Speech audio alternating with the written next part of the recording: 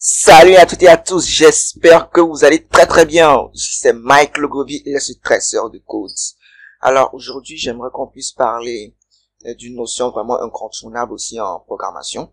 Il s'agit tout simplement des opérations de calcul, les opérations arithmétiques. Alors ce que j'aimerais vous dire, c'est que n'ayez pas peur, hein. Vous n'avez vraiment pas du tout besoin d'être un génie en mathématiques pour pouvoir faire la programmation. Il vous suffit juste de connaître les opérations élémentaires de base qu'on connaît depuis tous notre plus jeune âge, le primaire, tout simplement l'addition, la soustraction, la multiplication, la division, et peut-être un opérateur que certains peut-être ne connaissent pas. Il s'agit tout simplement du modulo, qui est tout simplement le reste de la division d'un nombre par l'autre. D'accord? On verra tout cela. Pourquoi pas, on va commencer. Alors, je suis actuellement sur Dev C++. Je vais créer un nouveau fichier. Et je vais l'appeler tout simplement. Maintenant, j'ai créé un nouveau fichier. Et on va faire comme d'habitude. Donc, je commence include std, info.h. Et je rajoute tout simplement ici, int main. Ok. Je mets le return 0 comme d'habitude pour ne pas oublier. Alors, ce que nous allons faire, nous allons pourquoi pas déclarer deux variables, ok? Donc, on va déclarer deux variables A et puis B, comme ceci. Donc, je peux déclarer deux variables comme ceci. Je mets A, après je mets virgule, je mets B. Donc, les deux variables sont de type int. Et, je peux ensuite, pourquoi pas rajouter la variable somme, d'accord? Qu'on puisse voir la somme. Ensuite, je vais rajouter la variable soustraction. Puis, la variable multiplication. Et enfin, la variable division. Et enfin, la variable modulo, comme ceci. D'accord? Maintenant, on va pourquoi pas demander à notre utilisateur, d'accord, de donner les valeurs des variables A et B. Printf, donner la valeur de A, comme cela. De A, puis de B. Ok, je vais rajouter ici le anti/n pour revenir à la ligne. Ensuite, je vais vous montrer aussi quelque chose de nouveau avec le scanf. Avec le scanf aussi, vous pouvez saisir en une seule ligne d'instruction, vous pouvez saisir les deux variables en même temps, le A, la variable A et la variable B. Donc, je vais mettre pourcentage D comme ceci, et puis pourcentage D, collé comme ceci, et je vais mettre ici, virgule, je mets le et commercial A, virgule, et commercial B, et je mets ici point virgule. Donc, là, on sait que on va demander à l'utilisateur de donner les variables A et B, et là, l'utilisateur va les saisir. Maintenant, si on veut faire la somme maintenant, c'est que ces variables-là contiennent des valeurs. Si on veut faire la somme entre A et B, et on veut stocker le résultat dans somme, ok, il suffit juste de faire comme ceci. Donc, somme, et on dit, j'affecte à somme, ok, A plus B, ok. Donc, ça va faire la somme entre A et B. Pour la multiplication, ok, ça aussi c'est très facile, c'est ce qu'on connaît, c'est comme d'habitude, A fois B. Ok. Maintenant, si pour la division, ça aussi, c'est facile. Donc ici, je mets en même temps la soustraction. La soustraction aussi, c'est facile.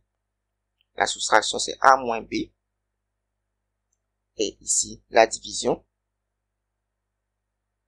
La division, c'est tout simplement A sur B. D'accord?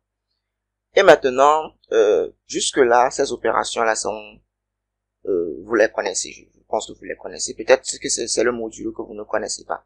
Donc, pour le modulo, voici ce qu'on va faire. On va mettre ici modulo égale A. On va mettre le pourcentage et on va mettre B. Tentons de voir c'est quoi un petit peu le modulo. Je vais vous expliquer. Supposons que l'utilisateur a saisi comme valeur pour A5 et pour B2. Ok? Donc, le modulo, c'est le reste de la division de A par B, c'est-à-dire le reste de la division, par exemple, entre 5.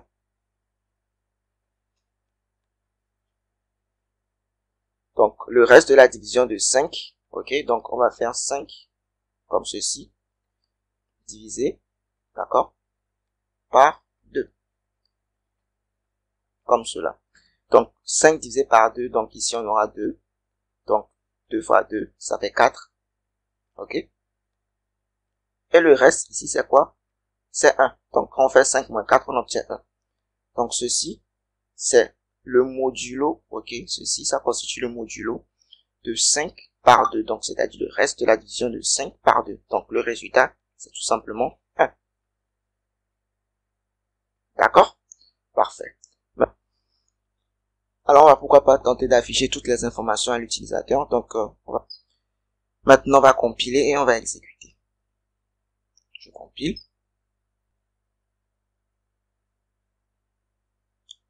Oups, j'ai fait une petite erreur ici. Donc, je recompile.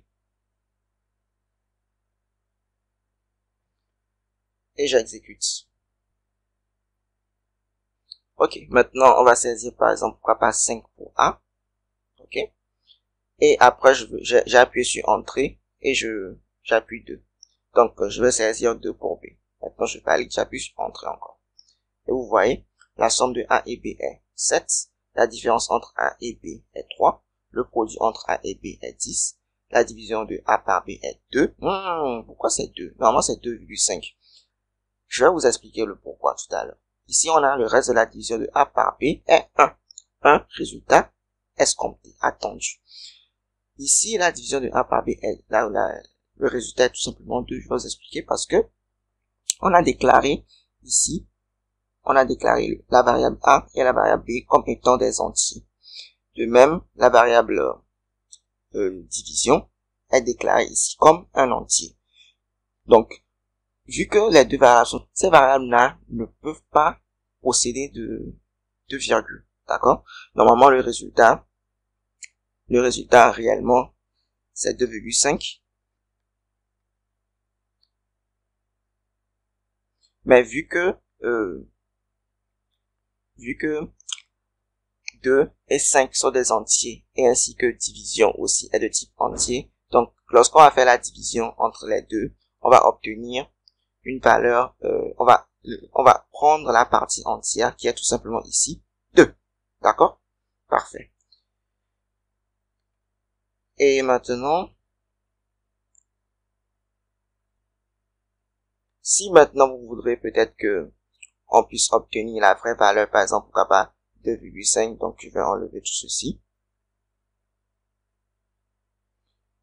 Ce que vous devez peut-être faire maintenant, c'est peut-être, on va pourquoi pas déclarer ici, je vais enlever tout ceci. On va déclarer nos variables, par exemple, A et B de type float. Donc, je vais mettre A, B, et je vais mettre ici tout simplement la division. Comme ceci. Donc, je les déclare comme ça. OK? Et bon, je peux maintenant demander à l'utilisateur donner A et B. Je mets anti/n. Je mets point virgule. Je vais mettre ici scanf. Pourquoi pas? Pourcentage F. Et je vais mettre, parce que maintenant A et B sont des flottants. Expérience A. Expérience B. Et je mets ici point virgule. Donc, je peux maintenant mettre ici dans la variable division. OK? Et je vais mettre tout simplement A sur B. Et je vais afficher la véritable, donc la division. Donc la division de A par B est pourcentage F. Je mets ici tout simplement division. Point virgule. On va tester cela. Donc je compile.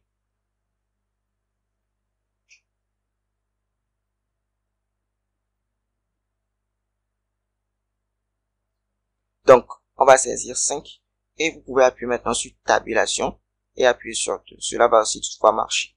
Donc, je valide.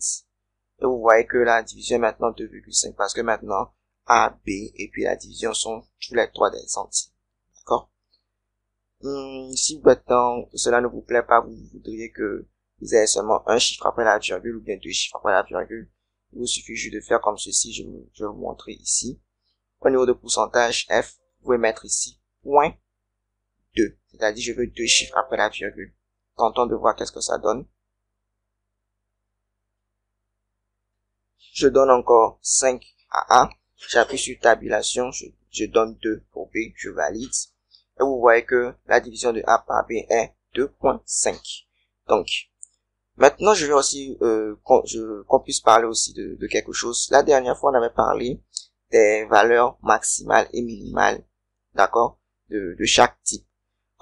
Puisque maintenant, on connaît les opérations arithmétiques, qu'est-ce qui va se passer si j'essaie de faire comme ceci? Donc, printf, et je vais mettre ici pourcentage D, et je vais mettre ici virgule. Je mets ici tout simplement int max plus 1. Je ne vais pas oublier ici tout simplement de rajouter la bibliothèque includes limits.h. Alors, je vous donne un challenge. Qu'est-ce qui va se passer ici? Est-ce que ça va compiler? On va exécuter et il y aura un problème? Ou bien ça ne pourra même pas compiler? Ou bien, selon vous, qu'est-ce qui peut se passer lorsque je vais vouloir afficher ceci? Puisqu'on sait que int max, c'est la valeur maximale des entiers. Alors, veuillez me le dire dans les commentaires et top chrono. Alors, maintenant, on va compiler. Ok, on va compiler. Et on va exécuter pour voir qu'est-ce qui va se passer. Est-ce que ça va compiler? Ah! Vous voyez, qu'est-ce qui s'est passé? Ça n'a même pas compilé. Ça n'a même pas compilé. Pourquoi on a dit tout simplement integer overflow in expression. Donc, vous devez maintenant voir que, vu que int max est la valeur maximale de des int, vous ne pouvez plus rajouter encore même une autre valeur, même pas. Sur ce, je pense qu'on va s'arrêter là pour cette vidéo. J'espère qu'elle vous aura plu. N'oubliez pas de la liker si vraiment elle vous a plu, de vous abonner et d'activer la cloche de notification pour ne pas rater mes prochaines vidéos. Sur ce, je vous dis à très vite pour une prochaine vidéo. Ciao!